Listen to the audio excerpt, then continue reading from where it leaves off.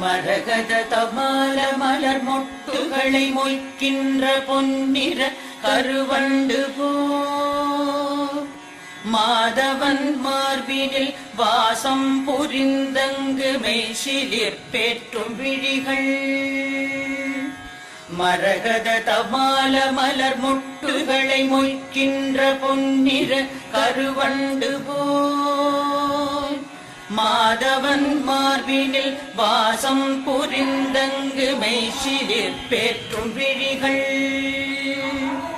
பரவும் பல்வடிவத்தின் செல்வ வளமாகிடும் திருமகளின் அழகு விழிகள்